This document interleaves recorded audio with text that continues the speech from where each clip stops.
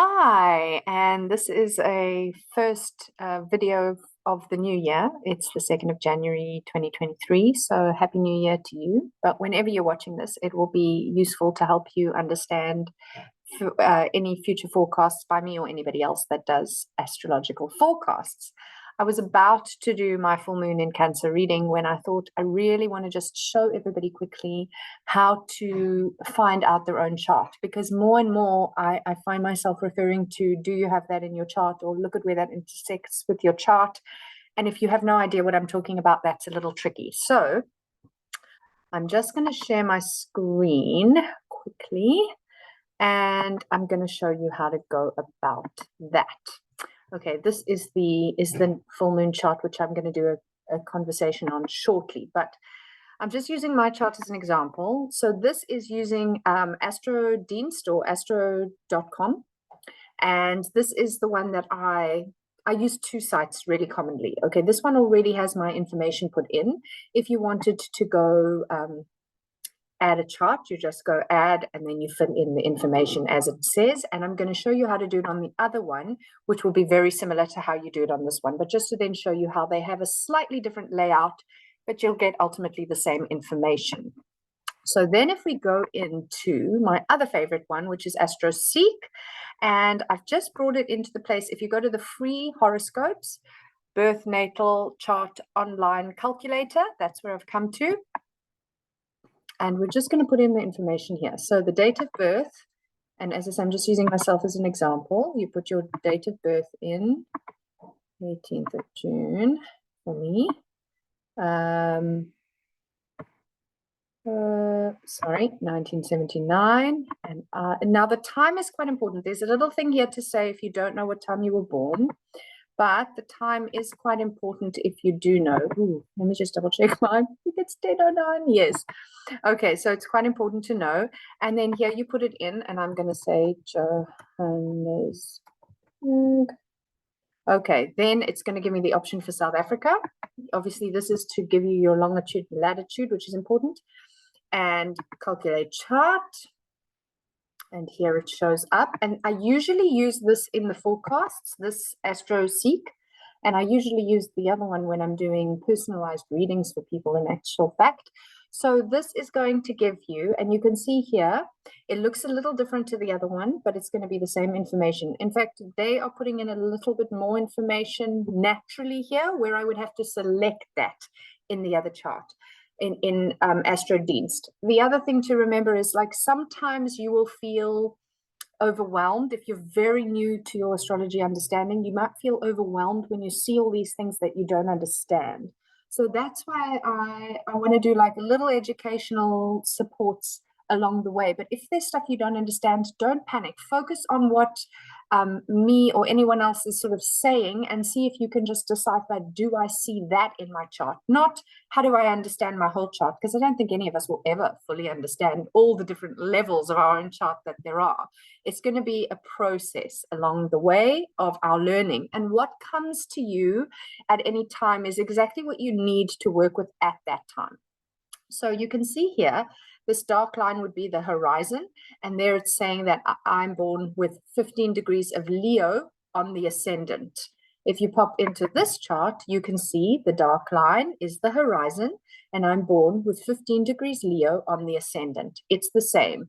You can see that my sun is at 26 degrees of Gemini. When you pop back, you can see that my sun is at 26 degrees of Gemini. So you can also see it here, sun, that's the symbol for Gemini, 26 degrees.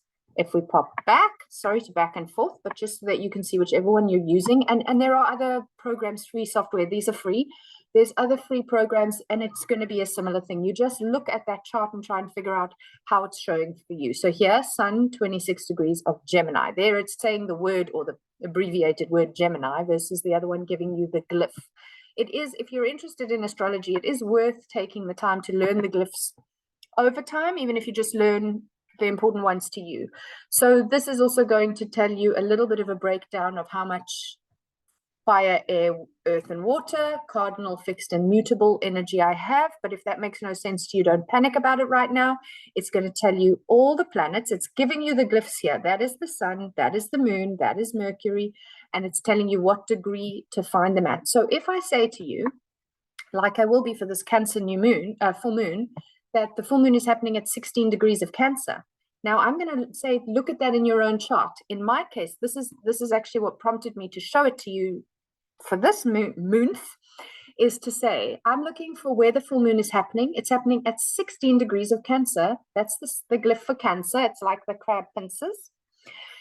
And if it's happening at 16 degrees Cancer, is that impacting in my chart strongly? Yes, because my Mercury is exactly at 16 degrees of Cancer. So this full moon is going to be very much more personalized, triggering, activating, use whatever word you need, for me than a full moon that is happening, let's say, at 16 degrees of, actually, that would be a terrible example in my chart, but at 29 degrees of Capricorn. That wouldn't be impacting me as strongly. It will impact, it will always impact.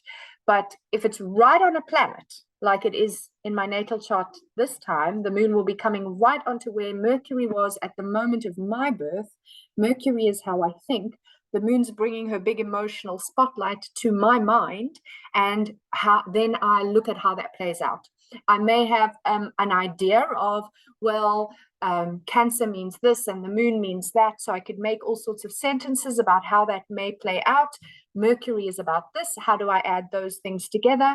But until it actually happens, and then I see how that played out in my life, obviously, these are just ideas and suggestions. So I know that this full moon is going to impact my thinking self.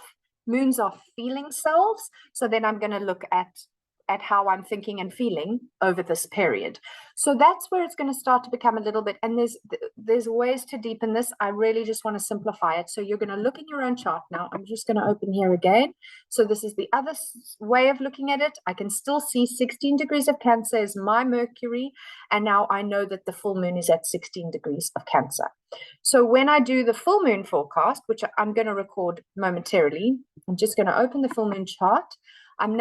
This is how I'm showing it to you in a full moon forecast. And I'm saying, okay, so the full moon is at 16 degrees of Cancer. You then go to your own chart, which you've drawn up on either AstroSeek, AstroDienst, or any other software that you may want to use. And then you go, what do I have at 16 degrees of Cancer? And during the forecast, I will bring up other degrees. Full moon always means the sun and moon are opposite each other. So I might say, what do you have at 16 Capricorn? Because that's opposite the moon. That's where the sun will be. So then you also look at that point in your chart. In my chart, you're going to see that there's nothing in Capricorn. Planet-wise, there's nothing, but it's the place that it's happening in my chart that might be more relevant. It's happening in my chart of children, gambling, how I have fun, hobbies, pleasures, etc. How is that going to impact? So that's where the sun will be shining while the moon is on my mind. So that might start to inform how I experience this upcoming full moon. And then each full moon, each new moon, or many different things showing up, you then reflect back. What is showing up in my chart? What is being activated at this time in my chart? And we're just showing at the moment if it's like exactly touching something. But if you read my monthly newsletter about 2 months ago, I think it was, we talked about aspects, and that also means, is it square something? Is it opposite something? Is it conjunct something, etc.? So there are other ways to deepen into it, but just to start with, recognizing that there is a 360-degree circle, and there's 360 degrees on it, and there will always be the degree points that are heightened when I do a forecast, like the one I'm about to do. And then you take that and you look at the degree points that are heightened in your chart because they have planets there. And then, is this particular forecast, is this full moon, or is this new moon, or is this retrograde area impacting my chart? Is it touching something? It will impact your chart. Let me correct that. It will always impact. But is it touching something specific? So that will be more impactful, more activating for me than if if Mercury is retrograding in Libra and I've got nothing showing up strongly in Libra, that's much less impactful than if I have Mercury retrograding in Gemini, where I have Venus and my Sun. So you start to learn more about yourself, and then you watch how it plays out in your life. And as that plays out, you think, now I kind of know when Mercury retrogrades in Libra, in let's say, go back to Gemini, sorry, these are the types of themes that show up for me. And then I'll find when other planets come through Gemini, because I'm a Gemini. So Mercury coming through Gemini impacts me in a certain way about my thinking. When Venus comes through, it's about love, money, value system. When Mars comes through, how am I getting things done? And so you begin to get a deeper, layered sense of yourself. But what's nice about just looking at your chart with a forecast is that you're saying at this moment, at this full moon, we'll just use that as the example, in Cancer, how is that impacting me? And then when the next full moon hits, you go at this full moon in Leo, how is that impacting me? And then the next month hits at this full moon in Virgo, how is that impacting me? And over time, you begin, and I love the moon for this, she teaches us this cumulative practice of over time, we are learning about ourselves, not all at once I'm supposed to understand. Astrology is a very intricate, complex language that even the most wise astrologers who've been doing it for many, many decades will always be learning something new. So you're not supposed to know it all at once. Try to take it one step at a time and enjoy it and grow with it, and trust that whatever is showing up for you at any given time is what you need at that time. And if you don't understand it, that's fine. Integrate slowly. The moon is very embodying. She actually does, she draws the energy down from the cosmos. She's closer to us than the other planets. She draws it down through her and she pushes it towards us. So as she's teaching us, we're able to digest. And what's that saying, how to eat an elephant one bite at a time? If you tried to eat the whole elephant, you would probably die. You would be sick. You wouldn't be able to get the nourishment from the elephant, let's say.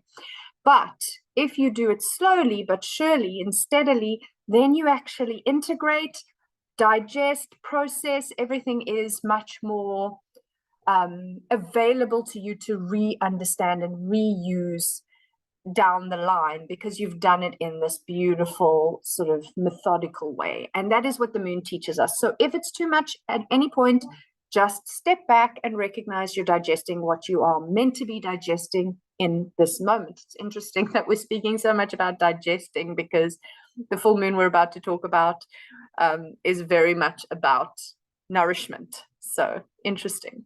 Okay, I'm going to sign off with this and I'm going to jump on to do that full moon reading for you.